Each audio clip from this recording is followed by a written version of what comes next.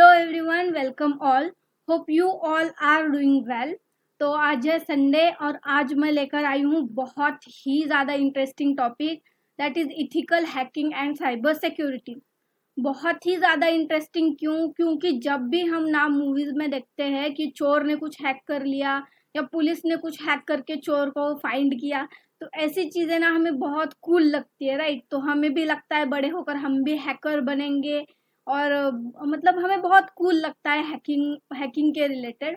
But हमें कुछ information होती नहीं है उतनी ज़्यादा। तो आज के इसी वीडियो में हम इथिकल हैकिंग और साइबर सिक्योरिटी के बारे में बहुत सारी इन्फॉर्मेशन इकट्ठा करेंगे और इस फील्ड को एक्सप्लोर करेंगे, इस फील्ड को समझने की कोशिश करेंगे। तो लेट्स स्टार्ट। तो agenda of today's video is, पहले हम देखेंगे की terms of cyber security and cyber security को समझने की कोशिश करेंगे। देन हम देखेंगे अटैक्स जो साइबर सिक्योरिटी में होते हैं और उसी के रिलेटेड स्ट्राइड फ्रेमवर्क एक है, उसको भी हम समझेंगे। Then NIST cyber security framework, उसको भी हम देखेंगे वो क्या है। और ethical hacking as a profession, अगर आपको इथिकल हैकर बनना है तो उसके रिलेटेड कुछ क्वेश्चंस होते हैं हमारे दिमाग में कि हम क्या स्किल सेट सीखे और कितनी अर्निंग होगी। ये सारी चीज़ें, इन सारी चीज़ों को हम कवर करेंगे।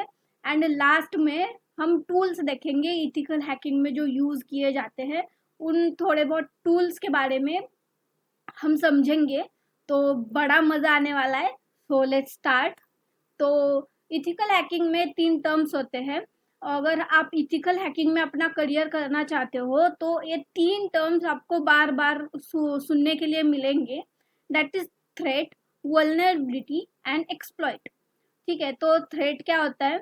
Simply threat is a negative event जो इफेक्ट करता है असेट को। अगर इस चीज़ को हम एग्जांपल से समझने की कोशिश करें तो सपोज आपके पास एक रोप है, एक रस्सी है और उस रस्सी से आप एक झूले को लटकाना चाहते हैं। एंड सपोज कि वो रस्सी एक वीक है, कुछ थोड़ा उसमें कट्स वगैरह लगे हैं तो वो रस्सी वीक है और उस पे अगर कोई बैठेगा अगर तो वो रस्सी टूट जाएगी। तो इस केस में, इस सिनेरियो में निगेटिव इवेंट क्या है? निगेटिव इवेंट ये है कि वो रस्सी टूट गई, आप गिर गए। और इस केस में असेट क्या है? असेट हो आप, आपको चोट लगी, आपका कुछ आपको हार्म हुआ, आपको डैमेज हुआ, तो ये हो गया थ्रेट। ठीक है। सो नेक्स्ट है वल्नरेबिलिटी। वल्नरेबिलिटी क्या होती है? Weakness in system, as simple as that, weakness in system. तो अभी सेम एग्जांपल में जो रोप थी, जो रस्सी थी, वो बहुत वीक थी, उस पर कुछ कट्स वगैरह लगे थे, तो वो क्या हो गई? अपने सिस्टम की वीकनेस हो गई, तो उसको बोलेंगे हम वल्नरेबिलिटी। ठीक है। एंड थर्ड है एक्सप्लॉइट। एक्सप्लॉइट क्या है? A vulnerability can take advantage of through an exploit.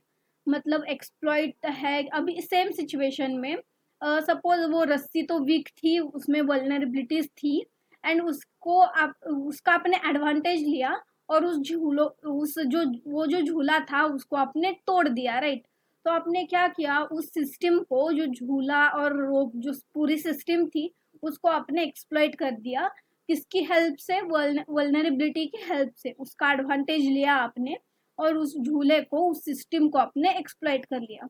तो एक्सप्लॉइट भी हमें एक्सप्लॉइट भी हम समझ चुके हैं कि हम वल्नरेबिलिटीज का एडवांटेज लेके कुछ एक्ट करें, इसको हम बोलेंगे एक्सप्लॉइट। एंड देन ये जो 3 टर्म्स है, इन्हीं 3 टर्म्स के बेसिस पर ना एक रिस्क कैलकुलेट किया जाता है। ये भी बहुत बहुत बहुत इम्पोर्टेंट पॉइंट होता है एक साइबर सिक्योरिटी का। तो रिस्क कैलकुलेट कैसे करते हैं? लाइक एक सिस्टम में कितनी वल्नरेबिलिटीज है, उससे सिस्टम को कितना हार्म हो सकता है और उससे कितना डैमेज हो सकता है, कितना लॉस हो सकता है, इन सारी चीज़ों को कंसिडर करते हुए हम रिस्क कैलकुलेट करते हैं। As simple as that. But ऐसा भी नहीं है कि जिस सिस्टम में वल्नरेबिलिटीज हो वो रिस्की ही हो। रिस्क एग्जिस्ट करता है, हर सिस्टम में एग्जिस्ट करता है, बट कहीं लो होता है, कहीं हाई होता है, डिपेंड्स अपॉन। अभी उसका भी अपन एक एग्जांपल लेते हैं। तो लेट्स कंसिडर 3 सिनेरियोज है। एक केस है जिसमें जो विंडो है वो पूरी तरह क्लोज है एंड एक लैडर भी है। तो क्या है इस केस में? No vulnerabilities and can't exploit. तो इस केस में विंडो जो है क्लोज है, तो उसमें कुछ वीकनेस नहीं है, कुछ वल्नरेबिलिटीज नहीं है, तो इसका हम एडवांटेज भी नहीं ले सकते और वहां से चोरी भी नहीं कर सकते। एंड नेक्स्ट सिनारियो है जिसमें वल्नरेबिलिटीज है, हमें दिख रहा है कि विंडो जो है वो ओपन है और चोर आके उसको एक्सप्लॉइट भी कर सकता है, उसको मतलब सामान भी चुरा सकता है। और दैट द सेकेंड केस। अभी थर्ड केस क्या है, इसमें वल्नरेबिलिटी तो है, मतलब विंडो जो है वो ओपन है बट कांट एक्सप्लॉइट क्यों? क्योंकि वहां तक जो लैडर है वहां तक वो पहुंच ही नहीं पा रही, उसकी जो हाइट है, उसकी जो लेंथ है, वो उस विंडो की लेंथ तक, उस विंडो की हाइट तक है ही नहीं, तो हम इसको एक्सप्लॉइट नहीं कर सकते। जो चोर है उसको वो इम्पॉसिबल लग रहा है कि वो उसको एक्सप्लॉइट करे। तो इन तीनों सिनेरियोज में आप इजीली बता सकते हैं कि किस केस में रिस्क बहुत हाई है, किस रिस्क में रिस्क जो है वो बहुत ही निग्लिजिबल है, या किस केस में रिस्क जो है वो है बट मीडियम लेवल तक है। तो स्टिल, तो आप इन तीनों केस से समझ सकते हैं कि रिस्क कैसे कैलकुलेट वगैरह किया जाता है। As simple as that, risk आपको समझ ही आया होगा रिस्क क्या होता है। देन है CVE, common vulnerability and exposures. तो वो क्या है, जो जो डेली लाइफ में वल्नरेबिलिटीज डिटेक्ट होती है उनको एक डेटाबेस में सेव किया जाता है और उनको एक यूनिक आइडेंटिटी दी जाती है, एक यूनिक आईडी दिया जाता है, उसको हम कहते हैं CVE आईडी। तो उसकी हेल्प से आप जो भी वल्नरेबिलिटीज दुनिया में एग्जिस्ट करती है, जो भी वल्नरेबिलिटीज डिटेक्ट की गई है, तो उनको एक डेटाबेस में सेव किया है। और जो मतलब जो पास्ट के जो एक्सपीरियंस है, पास्ट में जो हुआ है, तो उसकी हेल्प से नेक्स्ट जनरेशन अवेयर हो, इसके लिए ये एक डेटाबेस है। अगर इसको डिफाइन करना चाहे तो a list of record each containing identification number and details for public known vulnerability. And इसके साथ CVE के साथ एक CVSS भी होता है, मतलब स्कोरिंग सिस्टम है, मतलब हर एक वल्नरेबिलिटी को एक यूनिक आईडी भी है, CVE आईडी जिसे हम कहते हैं। एंड उसके साथ उस वल्नरेबिलिटी को रेट भी किया गया है, मतलब कि उसको 1 से लेकर 10 तक रेटिंग दी गई है कि वो वल्नरेबिलिटी कितनी हार्मफुल हो सकती है, कितना डैमेज दे सकती है सिस्टम को। इसके बेसिस पर उसको एक रेटिंग भी दी गई है, उसको हम कहते हैं CVSS, common vulnerability scoring system. तो लेट्स गो आगे एंड हम समझते हैं अभी साइबर सिक्योरिटी क्या होता है। तो अक्सर ना हम हमारी डेली लाइफ में इन चीज़ों से घिरे रहते हैं, लाइक डिजिटल चीज़ों से घिरे रहते हैं, जैसे हो गया लैपटॉप, हो गया मोबाइल फ़ोन, हो गए सर्वर, हो गया नेटवर्क, हो गया या फिर हमारा डेटाबेस हो गया। इन सारी चीज़ों से हम घिरे होते हैं, राइट। तो इन सारी चीज़ों को ही हम कहते हैं साइबर स्पेस। ये सारी चीज़ें साइबर स्पेस कहलाती है। Is that clear? तो साइबर स्पेस है, इस साइबर स्पेस को साइबर अटैक्स जो होते हैं उनसे प्रोटेक्ट करना, ये कहलाता है cyber security. As simple as that, अगर इसको डिफाइन करना चाहे तो the practice of defending the cyber space from cyber attack, that's it. तो फाइन, हमको समझ आ गया कि साइबर सिक्योरिटी होता क्या है। बट फिर भी साइबर सिक्योरिटी में एग्जैक्ट हमें किस चीज को सिक्योर करना है, किस चीज को प्रोटेक्शन प्रोवाइड करना है। सपोज हमारे पास एक ज्वेलरी की शॉप है जिसको हमें सिक्योरिटी प्रोवाइड करनी है, एंड हम वहाँ पे CCTV जो सिस्टम है, CCTV की सिस्टम वो इम्प्लीमेंट करना चाहते हैं। तो उन जगह पर CCTV कैमराज लगाएंगे ना जहाँ पर चोरी होने की संभावना है, जैसे गेट हो गया या फिर जो प्रोडक्ट्स है वहाँ पे हो गए कि कोई उठा के ना ले जाए, इन चीज़ों पे लगाएंगे ना एग्जैक्ट, मतलब हमें सिक्योरिटी प्रोवाइड करनी है। तो वैसे ही अगर हमें साइबर स्पेस को सिक्योर करना है तो हम बेसिकली इन तीन चीज़ों को सिक्योर करते हैं। That is CIA triad. C stands for confidentiality, I stands for integrity and A stands for availability। तो कॉन्फिडेंशियलिटी क्या होता है?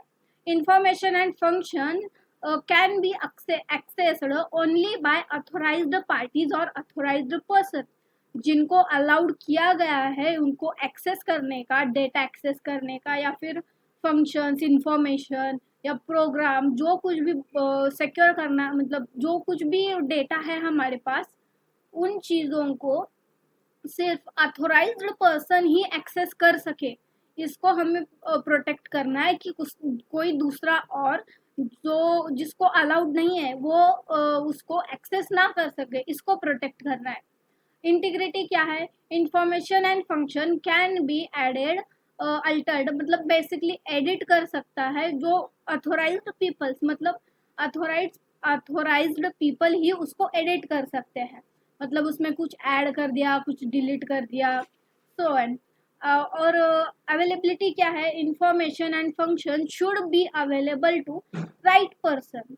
हमें ये भी इंश्योर करना है, इसको भी प्रोटेक्ट करना है कि जो डेटा है, जो इंफॉर्मेशन है, वो राइट पर्सन को ही अवेलेबल हो, वो यहाँ वहाँ किसी को भी अवेलेबल ना हो, पब्लिकली अवेलेबल ना हो। इन 3 चीज़ों को बेसिकली हमें प्रोटेक्ट करना है। इसका भी हम एग्जांपल ले अगर, तो सपोज आपकी टीचर है और आपके मार्क्स का या फिर आपने जो पेपर्स दिए हैं उनका डेटा जो है वो आपके टीचर्स के पास है, तो उसको एक्सेस कौन कर सकता है? सिर्फ टीचर्स एक्सेस कर सकते हैं। ठीक है, फाइन। तो आप स्टूडेंट्स या एक्सटर्नल कोई भी हो तो उसको एक्सेस नहीं कर सकता है। ठीक है। और इंटीग्रिटी मतलब उसको ऐड करने का, चेंज करने का। सपोज अगर आपके मैथ्स के पेपर है तो मैथ्स के टीचर को ही अलाउ होगा, मैथ के टीचर ही उस डेटा को, उस मार्क्स को ऐड कर सकते हैं, या ऐड कर सकते हैं, घटा सकते हैं, उसको अपडेट करने का काम सिर्फ मैथ के टीचर्स कर सकते हैं। वो राइट स्टूडेंट को भी नहीं है, या फिर अदर सब्जेक्ट के टीचर्स को भी वो अलाउड नहीं होता है कि मैथ के मार्क्स बदल दे वो। फाइन। और अवेलेबिलिटी, वो डेटा किसको अवेलेबल होना चाहिए? प्रॉपर जो मार्क्स का डेटा है वो प्रॉपर स्टूडेंट तक अवेलेबल हो जाना चाहिए। तो इन तीनों चीज़ों को सिक्योर करना है, दैट इज CIA ट्राइब्स। तो ये 3 जो है वो साइबर सिक्योरिटी के 3 पिलर्स है, हम इन्हें पिलर्स कह सकते हैं साइबर सिक्योरिटी के। अगर इन तीनों में से अगर एक भी कोलैप्स कर जाए तो पूरी सिस्टम को कॉम्प्रोमाइज होना पड़ता है।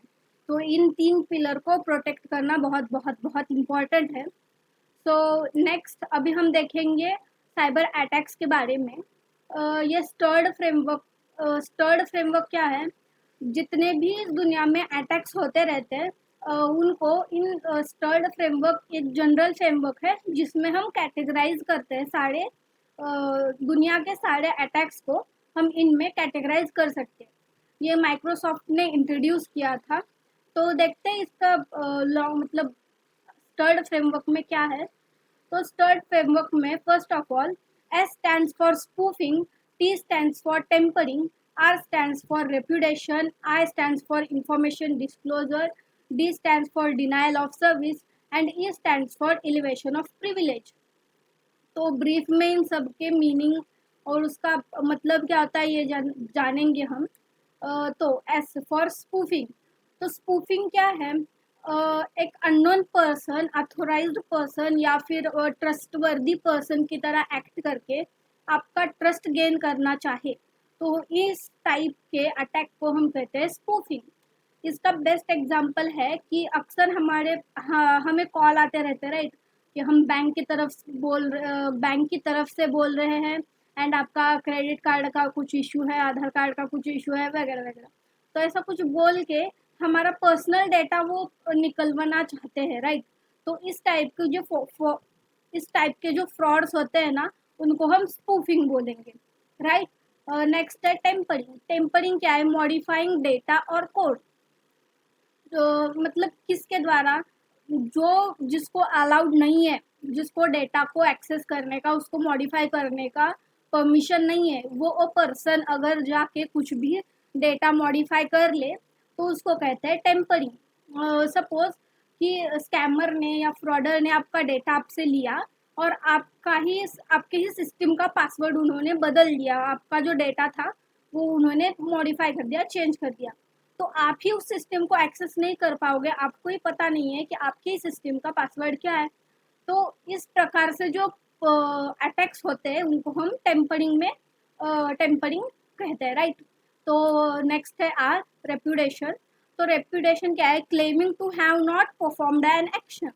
अगर कोई एक्ट करते हुए पकड़ा गया और वो ऐसा दिखा रहा है, ऐसा बोल रहा है कि ये मैंने किया नहीं है, और ऐसी चीज़ें जो कर रहा है ना कि खुद को सेफ करने के लिए, खुद को प्रोटेक्ट करने के लिए वो मना कर रहा है कि इन ऐसे चीज़ें मैंने कुछ किया नहीं है। तो इस टाइप ऑफ मतलब जो कुछ ऐसे फ्रॉड होते हैं उनको क्या कहेंगे हम? रेप्यूटेशन। फाइन। तो इंफॉर्मेशन डिस्क्लोजर क्या है?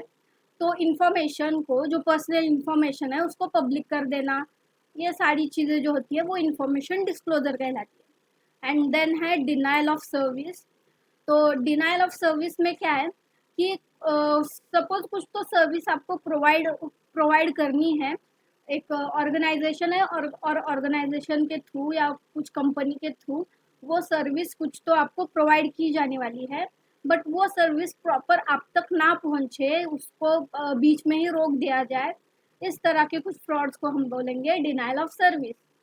समटाइम्स हम देखते हैं वेबसाइट क्रैश हो गई या फिर कुछ कुछ भी जो सर्विस हम तक ना पहुंचे, जिसको बीच में कट कर दिया जाए हमारा कनेक्शन, तो उस टाइप ऑफ अटैक्स को हम बोलेंगे डिनायल ऑफ सर्विस।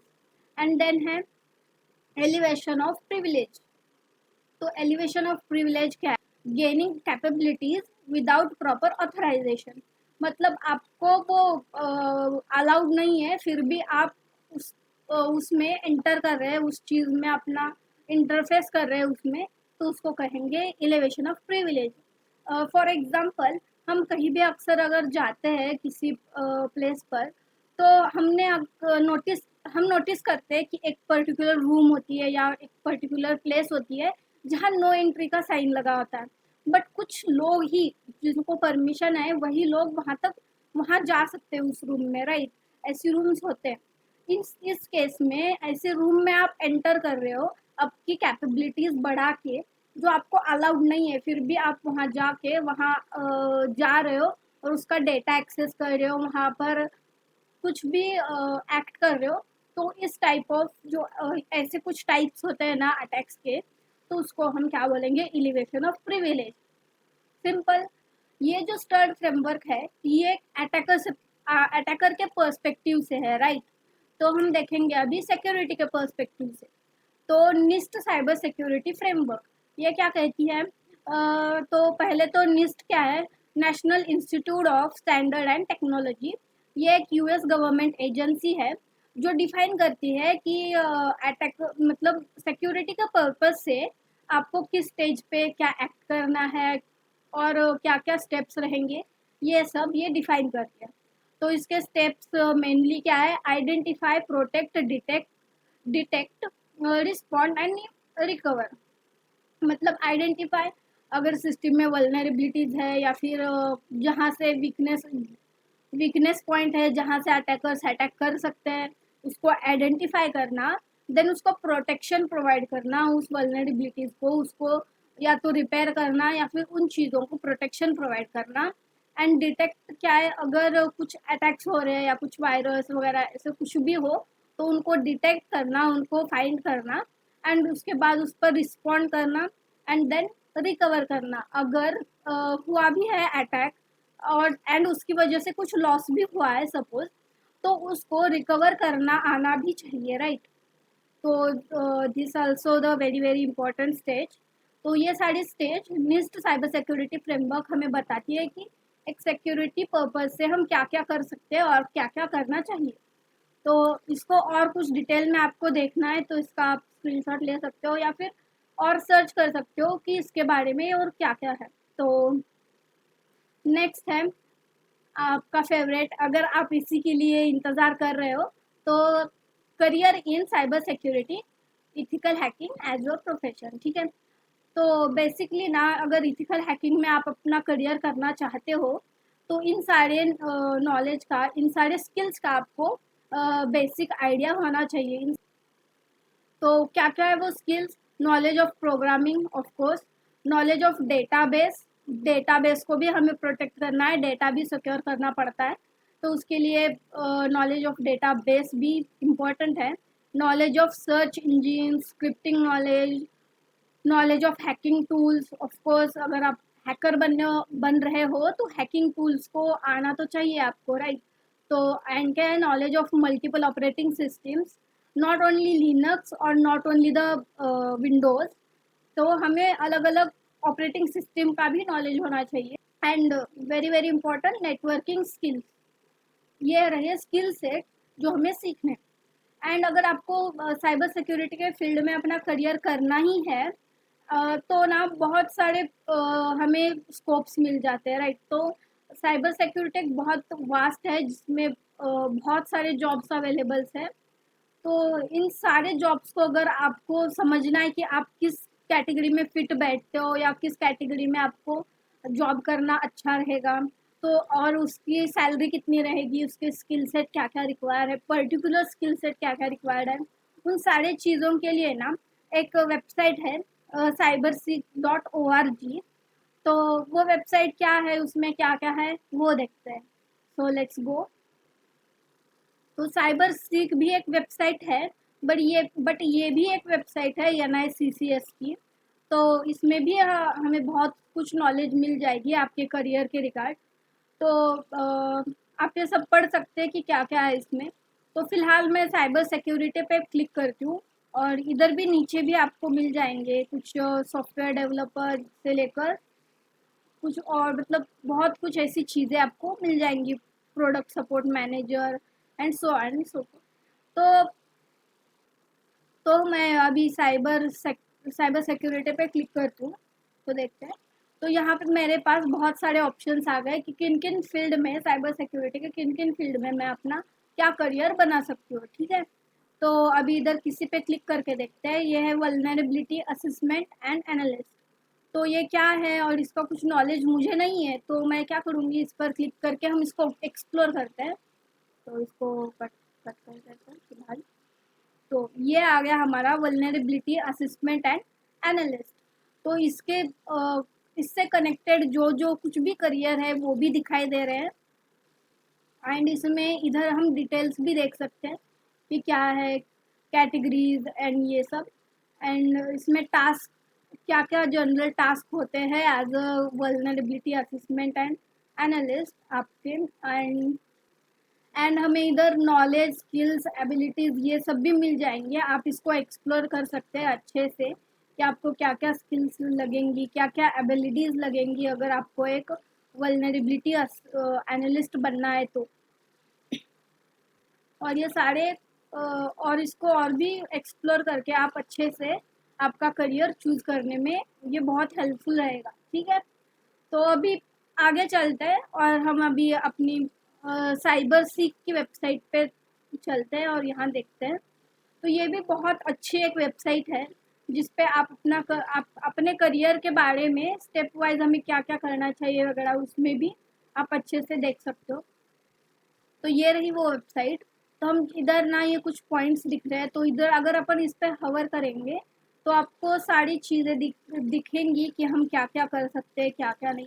इधर पेनिट्रेशन एंड वल्नरेबिलिटी टेस्टर, अगर आपको इस पोजीशन पे, अगर आपको ये करना है, इस पोजीशन को आपको अचीव करना है, तो उसके लिए क्या क्या स्किल्स सेट रहेंगे, क्या क्या लगेंगी, एंट्री लेवल के लिए क्या क्या लगेंगे, मिडल लेवल में आपको जाना है पेनिट्रेशन वल्नरेबिलिटी टेस्टिंग के लिए, एंड एडवांस लेवल तक इसके बाद आप साइबर सिक्योरिटी इंजीनियर भी बन सकते हैं। एंड ये सारे आप इसको एक्सप्लोर कीजिए, बहुत अच्छी वेबसाइट है। इधर स्किल सेट भी है, networking, software development and system engineering, ये सारी चीज़ें हैं। एंड इधर अगर आप नीचे देखेंगे तो यहाँ पर सैलरी भी है, एवरेज सैलरी जो डॉलर में है। इधर रिक्वायर एजुकेशन भी है, अगर आपको करियर करना है तो उसके लिए क्या क्या एजुकेशन रिक्वायर है। एंड टोटल जॉब ओपनिंग्स भी है, अगर अगर आपको जॉब करना है तो कितने जॉब ओपनिंग्स रहेंगे। सो एंड इधर हमें टॉप स्किल्स भी दिखेंगी। तो इसमें क्या है, वल्नरेबिलिटी है। अब हमने अभी पढ़ा कि वल्नरेबिलिटी क्या होती है, राइट। पेनिट्रेशन टेस्टिंग भी है, cyber security, vulnerability management, computer science and and क्या है, पाइथन ऑपरेटिंग सिस्टम, ये सारी चीज़ें हैं। तो यहाँ भी आपको पाइथन की रिक्वायरमेंट है, बहुत प्यारी चीज़ है पाइथन तो तो लेट्स गो नेक्स्ट। एंड अगर आपको और भी कुछ चेक करना है, अगर आपको, तो आप अच्छे से एक्सप्लोर करो एंड अच्छे से अपना एक जॉब करियर चूज़ करो। ये है दोनों वेबसाइट आपके लिए बहुत हेल्पफुल रहेंगी। एंड डोंट वरी, इसका लिंक आपको डिस्क्रिप्शन में भी मिल जाएगा, या सिंपली आप सर्च कर सकते हो cybersleep.org करके। एंड ये भी एक वेबसाइट है, इसको भी आप सर्च कर सकते हो, या डिस्क्रिप्शन की लिंक से आप ओपन कर सकते हो। Fine, so let's go back. तो हम आ चुके हैं हमारे लास्ट पॉइंट में, सम हैकिंग टूल्स। ठीक है, फाइन। एंड हमने अभी थोड़ी देर पहले ना एक पेनिट्रेशन टेस्टिंग करके कुछ सुना था, राइट? Penetration tester, right? तो उस वो क्या है उसके बारे में भी हम जानेंगे, एंड उसके साथ साथ हम टूल्स भी देखेंगे, राइट? तो first of all, penetration testing क्या होती है? जैसे ना एक चोर को पकड़ने के लिए चोर की तरह सोचना होता है राइट? उसी की तरह एक हैकर को पकड़ने के लिए हमें भी एक हैकर की तरह सोचना पड़ेगा, राइट? तो उसी को कहते हैं हम पेनिट्रेशन टेस्टिंग। एक हैकर की तरह सोच के एक सिस्टम पर हैकर किस किस तरह से अटैक कर सकता है, कहाँ से उसको बेनिफिट मिलेगा, इन सारी चीज़ों को कंसिडर करते हुए हम टेस्ट करते हैं सिस्टम को कि वो सिक्योर है कि नहीं है। इसी को कहते हैं पेनिट्रेशन टेस्टिंग, राइट? तो आप और हम अभी साथ में हम कंसिडर करते हैं कि हम भी एक हैकर है, एंड हमारे स्टेप्स क्या रहेंगे। अगर हम हैकर है एंड हमें किसी सिस्टम को मतलब किसी सिस्टम पर अटैक करना है, तो हमारी सबसे पहली स्टेप क्या रहेगी? उस सिस्टम के बारे में या फिर उस टारगेट मशीन के बारे में हम सारी इंफॉर्मेशन निकाल लेंगे, राइट? तो उसी के लिए एन मैप करके एक टूल है, जिसकी हेल्प से आप एक नेटवर्क में कौन कौन से सिस्टम्स हैं, कौन कौन से पोर्ट वर्क कर रहे हैं, ये जो सारी चीज़ें हैं ना, उन सारी इंफॉर्मेशन आप इजीली निकाल सकते हो, राइट? तो एंड एंग्री आईपी स्कैनर, ये भी अल्टरनेट है एन मैप का, इसको भी यूज कर सकते हैं। ये भी सेम ही है, वो सारी चीजें स्कैन करके देगा, IP address, port, so on. And fine. तो हमने क्या किया कि एक मशीन, जो टारगेट मशीन या टारगेट सिस्टम है, उसके बारे में हमने इंफॉर्मेशन निकाल ली, राइट? तो हमारा नेक्स्ट स्टेप क्या होना चाहिए? तो हमें नेक्स्ट स्टेप में क्या करना है, उसमें वल्नरेबिलिटी सर्च करनी है, राइट? तो वल्नरेबिलिटी सर्च करने के लिए एनवीडी, नेशनल वल्नरेबिलिटी डेटाबेस, तो ये एक डेटाबेस है जो हमें किसी भी सिस्टम का वल्नरेबल वर्जन है कि नहीं है, ये सारी चीज़ें बता देगा, राइट? तो हमें वल्नरेबल वर्जन में अगर मिल गया, तो हम क्या करेंगे, हमारा नेक्स्ट स्टेप क्या रहेगा? उसको एक्सप्लॉइट करना, राइट? तो एक्सप्लॉइट डीबी, ये भी एक डेटाबेस है जो आपको अलाउ करता है कि आप पर्टिकुलर वल्नरेबिलिटी के लिए पर्टिकुलर एक एक्सप्लॉइट सर्च करें, उसको कितना इम्पैक्ट हो सकता है उसका वो देखे, और वो अलाउ भी करता है आपको कि वो एक्सप्लॉइट का कोड आप डाउनलोड भी कर सकते हैं। तो ये भी हो गया, हमने एक्सप्लॉइट भी उस पर्टिकुलर वल्नरेबिलिटी के लिए हमने एक पर्टिकुलर एक्सप्लॉइट भी डाउनलोड कर लिया। तो हमारा नेक्स्ट स्टेप क्या होगा? हमें एक्सप्लॉइट मिल गया तो हम अटैक करेंगे, राइट? सिंपल। तो उसके लिए ना एक मेटास्प्लॉइट, ये भी एक अच्छा खासा टूल है जो आपको अलाउ करता है कि आप एक वल्नरेबल आप एक एक्सप्लॉइट कोड लिखे, आप उसको टेस्ट करें या एडिट करें, उसको ट्राई आउट करें, ये सारी जो चीज़ें हैं ना, वो आपको अलाउ करता है मेटास्प्लॉइट, राइट? तो ये हो गया वल्नरेबिलिटी टेस्टिंग का, ये हो गया पेनिट्रेशन टेस्टिंग का। ये सारी जो चीज़ें हैं हमने स्टेप बाय स्टेप जो देखी, वो कहलाती है पेनिट्रेशन टेस्टिंग।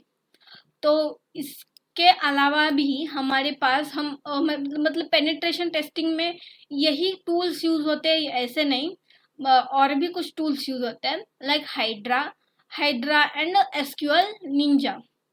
तो हाइड्रा क्या है? हाइड्रा लाइक उसमें पासवर्ड क्रैकिंग या पासवर्ड गेसिंग, ऐसी जो चीज़ें होती है ना, unauthorised access to a system, मतलब किसी सिस्टम को एक्सेस करना है तो उसके लिए पासवर्ड रिक्वायर रहेगा, राइट? तो उस पासवर्ड को क्रैक करने के लिए हाइड्रा बहुत यूजफुल टूल है, राइट? एंड देन क्या है हमारा एसक्यूएल निंजा। एसक्यूएल निंजा क्या है? ये एसक्यूएल जो है हमारा डेटाबेस है, राइट। एसक्यूएल मतलब जो हम डेटा प्रोवाइड करते हैं किसी सिस्टम को लॉगिन करते टाइम या रजिस्टर करते टाइम, तो वो सारा डेटा किसी डेटाबेस में स्टोर होता है, राइट। तो एसक्यूएल में अगर डेटा स्टोर है तो एसक्यूएल में भी वल्नरेबिलिटीज नहीं होनी चाहिए। अगर एसक्यूएल में वल्नरेबिलिटीज होगी तो अटैकर्स एसक्यूएल पे अटैक करके, मतलब डेटाबेस पर अटैक करके डेटा को एक्सेस कर सकता है एंड उसको अपडेट डिलीट ये सारी चीज़ें कर सकता है, राइट। तो एसक्यूएल में भी वल्नरेबिलिटीज नहीं होनी चाहिए। तो एसक्यूएल निंजा का वही काम है कि वो एसक्यूएल को स्कैन करता है, उसमें वल्नरेबिलिटीज एग्जिस्ट करती है नहीं करती है, वो सारी इंफॉर्मेशन निकाल के देना एसक्यूएल निंजा ये जो टूल है वो करता है, राइट। तो ऑलरेडी ये वीडियो बहुत बड़ी हो चुकी है, तो हमने मोटा मोटा देखा कि तो थोड़े बहुत टूल्स हमने देख लिए कि हम हैकिंग के रिलेटेड, पेनिट्रेशन टेस्टिंग के रिलेटेड हम कौन कौन से टूल्स यूज़ कर सकते हैं, राइट। एंड इनको यूज़ करना भी इजी नहीं है, इनके लिए भी कुछ कमांड्स वगैरह होते हैं। तो इस वीडियो में वो सारी चीज़ें कवर नहीं हो पाएंगी। वो ऑलरेडी ये वीडियो बहुत बड़ी हो चुकी है। तो अगर आपको इस वीडियो का सेकंड पार्ट चाहिए तो आप कमेंट कर सकते हैं एंड हम नेक्स्ट पार्ट में इन सारे जो टूल्स है उसको ट्राई आउट भी करेंगे, हम देखेंगे और क्या क्या होता है वो सारी चीज़ों को। एंड तब तक के लिए बाय एंड हैप्पी कोडिंग।